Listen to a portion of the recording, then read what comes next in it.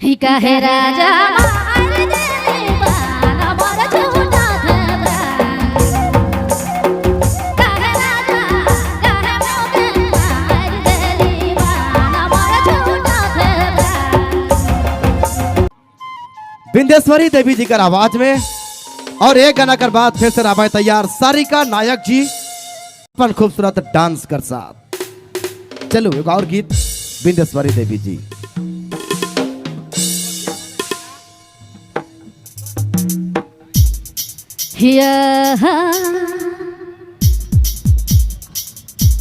हिका है राजा मार देने वाला बड़ा झूठा था काहे राजा मार देने वाला।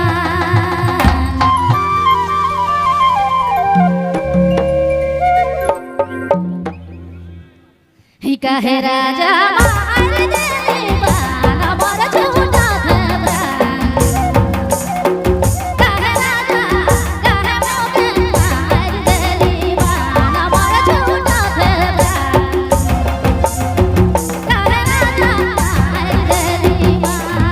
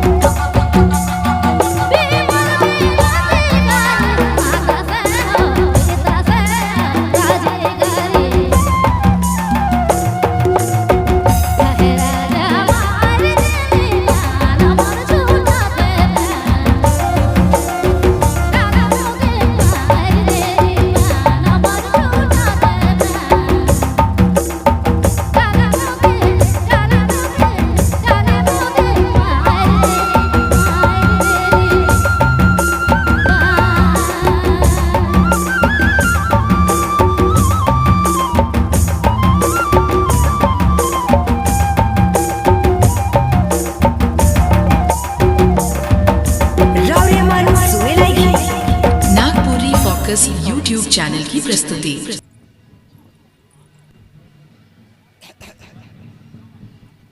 बहुत बहुत धन्यवाद, शुक्रिया श्रीमती बिंदेश्वरी देवी जी।